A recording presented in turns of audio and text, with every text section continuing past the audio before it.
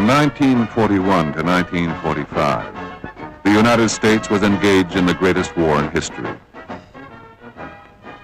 15 million American men went off to fight, some to die, in foreign land. But most people did not go overseas. They experienced the war here at home. For many, it is still the central experience of their lives. I think World War II was really kind of an experience that was the good guys versus the bad guys. It was very clear in everybody's mind who was right and who was wrong. I don't like the connection between God and war. When people fight wars, they think God is on their side. It's ridiculous. World War II made me grow up.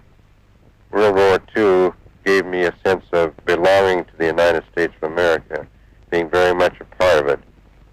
In looking back over the years, back to that period, they were the happiest of times in some ways, and in other ways the saddest. Very saddest. It just changed my whole life.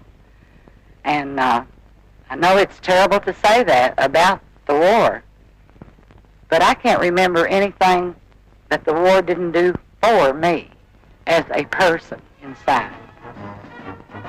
This is the story of the American people during World War II.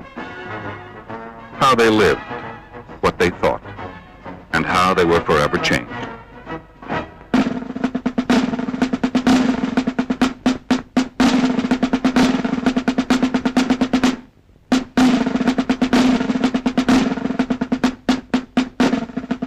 Now the crisis story on this side of the Pacific.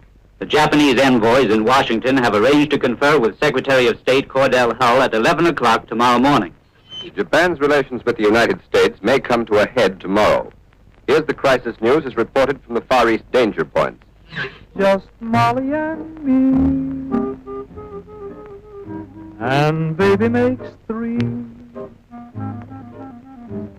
We're happy in my blue heaven. It is the 12th year of the Great Depression. By 1941, the worst is over. Yet a decade of hard times has worked its way into the very fabric of American society.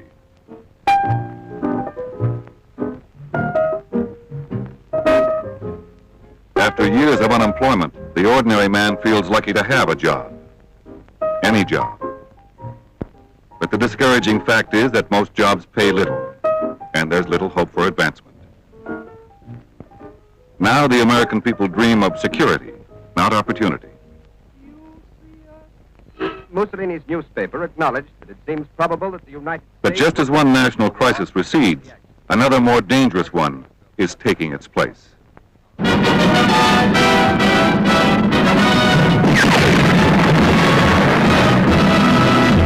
In newsreels, Americans watch as Hitler's armies roll across one country after another. By December of 1941, Hitler has conquered most of Europe and invaded Russia. Now Americans believe it's only a matter of time before a greater German empire threatens us. The danger of war is even more immediate in the Far East. Hitler's ally, Japan, has invaded China. All signs indicate that she's planning to attack Western bases in the Pacific. The threats of another general war are increasing by the hour. The American people know that war is coming.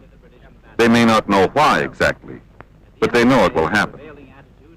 The only question is when. Saturday, December 6th, will be the last day of peace in America. The war that will come tomorrow will not be fought on American shores, but it will change forever the American way of life.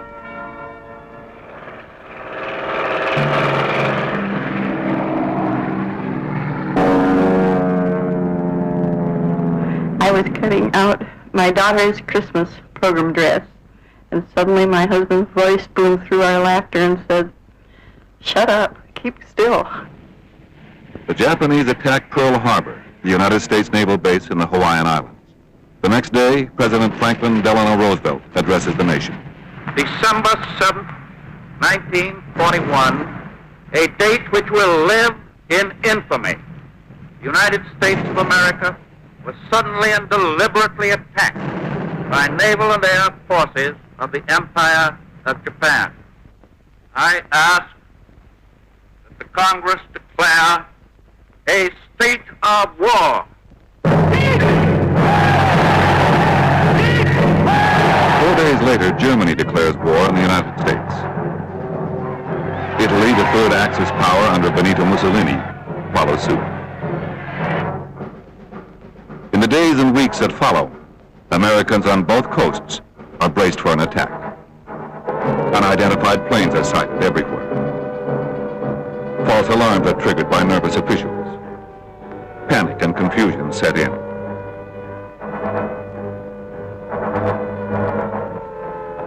On the West Coast, there was this feeling that I gained really from the adults, that the Japanese were going to actually go beyond the Hawaiian Islands and attack the mainland.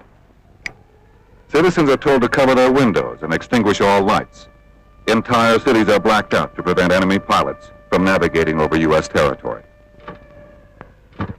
There were searchlights, of course, most every night. You could see them. And they were really looking for planes that were coming over. And a lot of people said that they saw them, and I guess they did. I got all my family. We got in the center closet, center hall, rather. So we felt like we had a little protection there. I don't know what we were doing, but that was the only place we had to go. And it was really a horrifying experience. No matter what our enemies, in their desperation, may attempt to do to us, we will say, as the people of London have said, we can take it. And what's more, we can give it back. And we will give it back with compound interest. From San Francisco to New York, enlistment centers for the Army, the Navy, and the Marines are immediately jammed with long lines of men. Men who have found their hearts eager to fight for this challenged nation. America's manhood marches. Its destination, victory. We immediately went down to the Marine headquarters and had to stand into a very long line to try and enlist in the Marines. When it came my turn to try and pass on in, there was a man at the telephone who asked my name, and he announced it into the telephone. He told me to step out of the line, that I was being drafted on the following Monday. And sure enough, on Monday, I got my letter from the President of the United States saying greetings. And on January 12th of 1942, I was in the Army. The war just turned the whole world upside down. Everything changed immediately. From the smallest thing, from the food you put on your table, to your relationship with your own boyfriend. Most of my friends were connected with the National Guard, and of course, all the girls and fellows knew each other. The girls discussed how fearful they were. The men seemed to put on a very brave front and almost a happy front. And then we all realized that this was probably the last time we were all going to be together.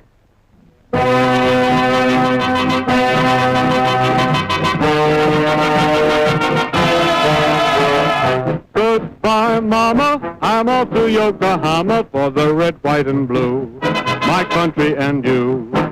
Goodbye, Mama, I'm off to Yokohama just to teach all those Japs the Yanks are no saps. A million fighting sons of Uncle Sam, if you please. We'll soon have all those Japs right down on their Japanese. Goodbye, Mama, I'm off to Yokohama for my country, my flag, and you.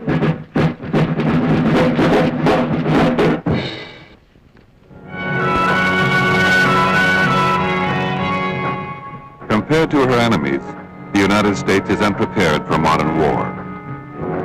For several years, the factories of Japan and Germany have been turning out vast quantities of weapons. In World War II, it is machines as well as men that will turn the tide of battle.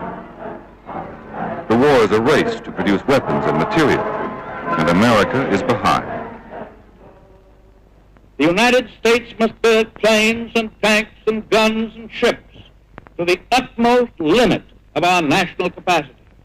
We must raise our sights all along the production line. Let no man say it cannot be done. It must be done, and we have undertaken to do it. But to produce for war, the nation must stop producing for the consumer. For weeks after Pearl Harbor, the largest factories are still turning out cars and other civilian goods. To speed up the conversion process, the federal government offers industry generous financial incentives. War contracts call for a guaranteed profit on each item produced. I was working for General Motors AC Spark Plug Division, and my area of responsibility was planning for manufacturing. Right after Pearl Harbor, we got the signal that we should put our total efforts into conversion to war production. The equipment that we were using was just not the type of equipment that you use for war goods.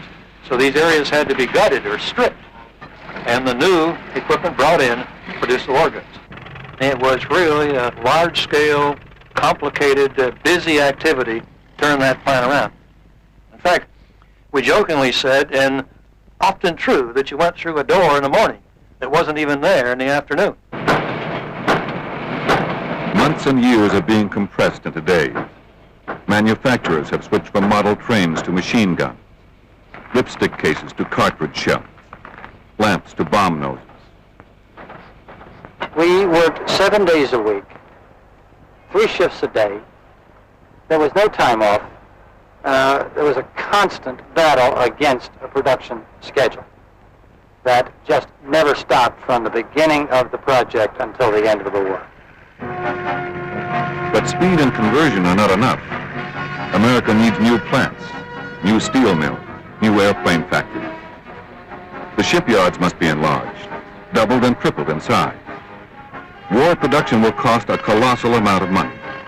To meet the production needs of 1942, the government will spend $53 billion. Now there are jobs, plenty of jobs, and at high wages too. When I went to work in the Navy Yard after coming out of the shops in Pennsylvania, it just felt like that something came down from heaven. I went from 40 cents an hour to $1 an hour. We had all the overtime we want, and I felt like at last I'm getting up in the world. I was able to buy my clothes, buy a suit, buy some working clothes for a change, and I didn't need to depend on somebody's hand-me-downs. It just made a different man out of me. It's a time of opportunity again in America. It's a time of opportunity especially for the underclass, for those broken by the Depression, for those who have never tasted the fruits of America, like the Yarkees and Okies, still traveling the route between Oklahoma and California, still looking for work, the West Virginia hill folk, leaving small farms where they made $300 a year cash. There are farm boys from Kansas, Nebraska, and Iowa, cowboys from Montana and the Dakotas, cab drivers, clerks, and mechanics from New York and Boston. The big money now is in the war plants. Everyone is on the move, heading for the money. The Great Depression is over. I'm no millionaire, but I'm not the type to care, 'cause I've got a pocket full of dreams. Nearly 20 million Americans will pick up stakes and settle somewhere else during the war. People are heading for the cities where the steel mills and factories are going up, or to the shipyards on the coast, to Mobile, Norfolk, Philadelphia. Most of all, they're heading out west, to the aircraft plants and shipyards in Los Angeles, San Diego, Portland, Seattle. I live in luxury, 'cause I've got a pocket full of dreams. As workers stream in, the defense towns are overwhelmed. Small cities like San Diego and Mobile find their populations doubling almost overnight. Life here is congested, frantic, exciting. The boomtown is America's new melting pot. There was no industry around where we lived. So in order for my husband and I both to have jobs, we had to go to an industrial portion of the nation. So we moved. We all moved in so quickly that there wasn't housing. We lived in storefronts. We lived in converted garages. But at the same time, it was a complete learning process for me. I met new people. I learned different accents. And I had to concentrate just a little more. I like the way of life that it opened for me. I saw people doing different things. We went out a lot. We went out to nightclubs. Now, I had never been to a nightclub. It was like a whole new world had opened up, and I never went back. I never wanted to go back. The Depression is over for some. For others, opportunity is still far away. When blacks apply for jobs opening up in the defense industries, the answer is usually, we're not hiring. One company states, the Negro will be considered only as janitors and in other similar capacity. In the defense plants and everywhere else in America, the black is low man on the totem pole. One of my first jobs, when I arrived in Philadelphia, it was as a butler in Chestnut Hill. My second job, I went with Philadelphia Ransom Company as a laborer. I was not able to become a bus driver or dispatcher or anything in other departments. They said they definitely did not want no blacks because they was inferior and they had a certain amount of disease, and they smelt, this everything that they could possibly say about a black. Fascism was not a monopoly of Hitler, was not a monopoly of Mussolini. It was something that we saw every day on the streets of Baltimore and in other places. That inconsistency was the fact that we were presenting ourselves as the advocate, spokesman, the defender of democracy, and yet we were practicing the very reverse at home. The black community did not see much sense in the war unless the war were tied to a commitment for change on the domestic scene. There was a feeling that now is the time to make these changes, and there was a recognition that if we don't change these patterns in employment, fairly soon these industries that are looking for people will have the people they need, however, and blacks might still be outside. But racial discrimination is not a matter of national concern. Even those who say they're for social reform have turned their attention elsewhere. One war is enough to fight, and no energy can be diverted from that goal. And the war is now frighteningly close to American shores. German submarines are sinking American ships just a few miles off the East Coast, sometimes at the rate of 2 or 3 a day. In perhaps the boldest attack yet made upon American shipping, an Axis submarine has torpedoed a large merchant vessel within 1.5 miles of the mouth of the Mississippi River.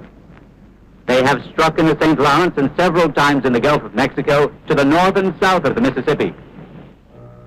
War news from the Pacific is even more alarming.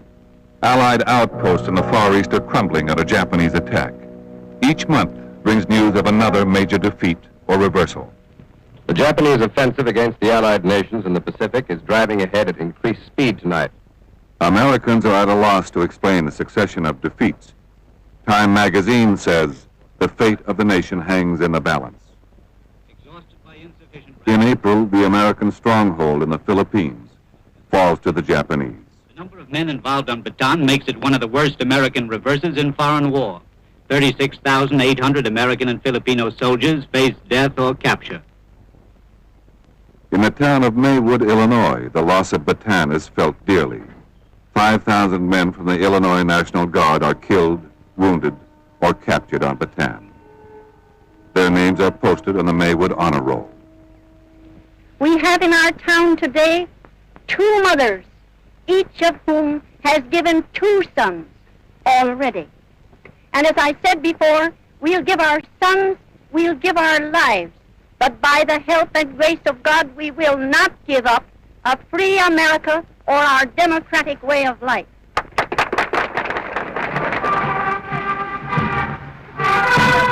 America has now endured a half a year of defeat. To boost public spirit, towns and cities across the country stage victory rallies. The spirit of the American people was never higher than it is today. The Union was never more closely knit together. and this country was never more deeply determined to face the solemn tasks before it. We pulled together, and it was a feeling that I have never seen happen any other time in this country to this very day. We're all in it, we're all in it, the banker, the broker, the cowboy, the stoker, we're all in it now. The government urges everyone to participate in community war programs. By spring of 1942, 1 out of every 10 Americans is involved in one program or another. Because I was 4F, I couldn't be a general and I couldn't work down to a private, so I figured, what else can I do? So the result of it was that I went into civilian defense as an air raid warden, which is the first step civilly, locally. I organized the first post that had a full demonstration of what air raid wardens should do. And we had over 2,000 spectators lined up all around the neighborhood. We had these trucks running around throwing 4th of July flares to imitate magnesium bombs, things like that, and then we'd have people faint, pretend they were hurt. It was up to us to take care of them until a medic would come along. We had everybody from bricklayers and janitors on up to stockbrokers, like I was at the time, and bankers. We had housekeepers, people in all fields of endeavor. It was very, very easy to get anyone to volunteer to help toward the war effort, because that was the main effort in all of our lives, was to end this war before it reached our shores, especially. I was concerned about my son. He hadn't finished high school when he volunteered. Anything that I could do, I wanted to do. And I did it. Junk ain't junk no more, 'cause junk can win the war. What junk to you has a job to do, 'cause junk ain't junk no more. Pots and pans, old garbage cans, the kettle that doesn't pour. Collect today for the USA, 'cause junk can win the war. Saturdays and after schools were always taken up with activities for the war effort, and things like scrap drives and collecting tin and tin foil, taking grease down to the butcher shop. That whole idea of saving and rationing, sugar was rationed, gasoline was rationed, that whole notion that it was saving lives overseas by us doing without. Americans are asked to give till it hurts. Most of all are asked to give money. Money to buy war bonds. Bonds are helping finance the war.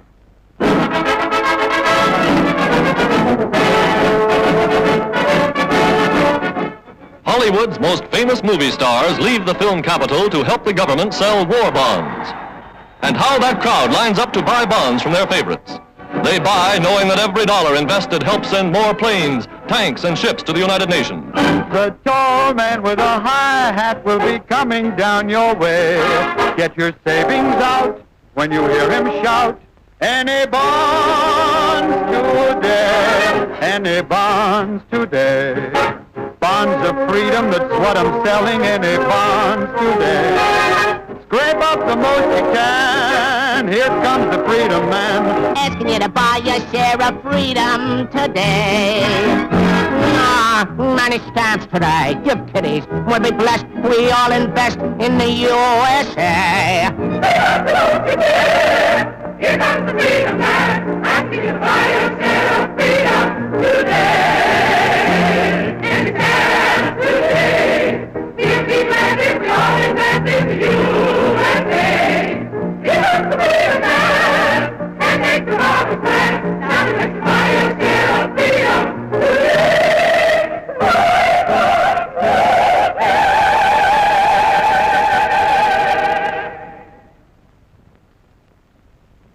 The country is now deeply suspicious of anyone un-American. At first, the suspicion extends to all enemy aliens. Italian, German, and Japanese suspects are interrogated, some arrested. But very soon, the suspicion centers on the Japanese. When the war started, I was a fishing business in Terminal Islands with the rest of the 3,500 Japanese fishermen. Now, on February 1942, we were ordered to stay home, not to go out fishing. And we put away all the nets, tied the boats, and All you have to do is stay home and watch what's going on. Up and down the West Coast, the slogan of the day is, "Watch those Japs."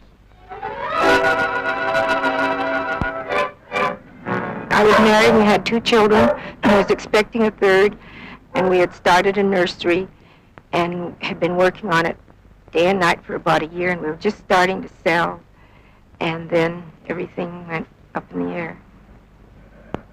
To many Americans, there is now little distinction between the Japanese enemy and Japanese here at home. Rumors spread that American defeats in the Pacific were due to spying by Japanese in America. From the White House today came the most drastic action yet taken against possible fifth column activity, sabotage and spying on the Pacific coast. In February, the government begins evacuating all West Coast Japanese. More than 110,000 people, 2/3 of them citizens, are forced to leave their homes and businesses. We were all sitting on the bus, and I was thinking, gee, everybody's so brave, nobody's crying, and I wasn't going to cry either. And then this lady came up to me, and she looked in the bus window, and she said, oh, you have a tiny baby. How old is the baby? And I said, 3 weeks, and I cried all the way.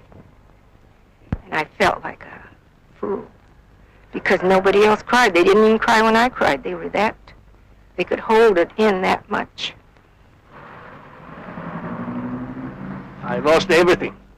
I had 3 sets of a net. One is the tuna nets, next one is the mackerel nets, and another one is for sardines. There are 3 different sets, which cost me almost about $55,000. It's already paid. I worked so hard. I just paid everything. I try to find every way what become of all the other properties. Nobody seems to know. By August, the internment is complete. For nearly 3 years, the Japanese will be imprisoned in remote and desolate parts of the country. Not one charge of sabotage is ever substantiated. Today, we say with pride and humility that we are Americans, knowing in our hearts that Americanism, in its deepest meaning, stands for the freedom and the welfare and the brotherhood of the plain people of the world, wherever they may be. Deep down in my heart, I didn't have this loyalty, this patriotism, because let's face it, I had never really experienced some of the things in life that I would have loved to experience and that maybe was worth fighting for. While America is fighting for democracy abroad, racial tensions here at home are on the rise. The poisoned relations between blacks and whites in America begin to erupt in violent incidents. There were riots in various communities around the country. There was a feeling on the part of people living under almost intolerable conditions that there is no real hope for significant change. At Army bases, especially in the South, black and white soldiers are involved in racial clashes. Some are killed. In Harlem, a riot is touched off by a rumor that police have shot a black GI.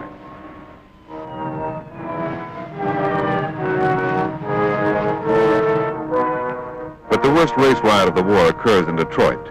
The mixture of white migrants from the South and northern blacks is a powder keg about to explode.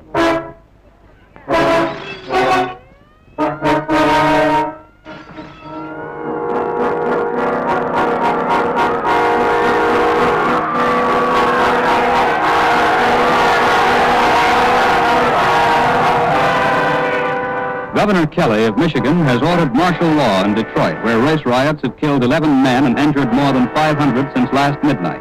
Martial law will take effect at 10 p.m. Eastern War Time.